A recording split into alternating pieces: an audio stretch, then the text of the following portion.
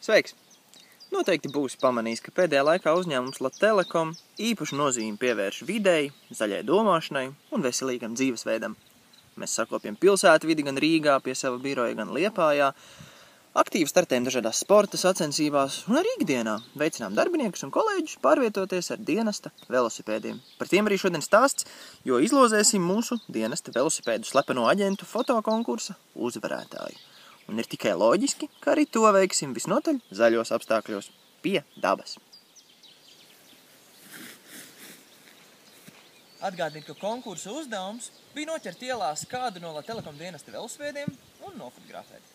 Konkurss ir noslēdzies, un tūdaļ noskaidrosim, kurš no 5 tā dalībniekiem tiks pie jauna, ērta un superkompakta Latelekom slepenā aģenta velosipēda. Lai izloze notiktu korekti, mēs esam pieaicinājuši neatkarīgo ekspertu, kas parūpēsies, lai viss būtu korekti un arī palīdzēs mums izlozes veikšanā. Izlozi mēs veiksim, izmantojot pļavas ziedus.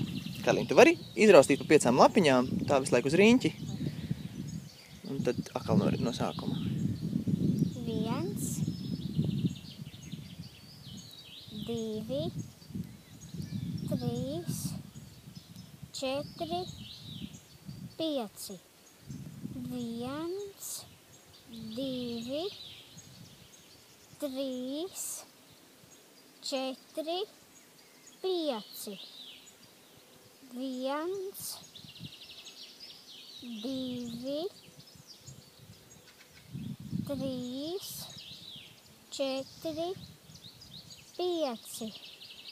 1, 2, 3, 4, 5.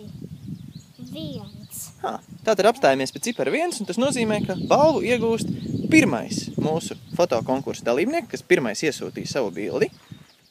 Un tā ir Aija Lisovska ar šo te fotoattēlu. Apsveicam!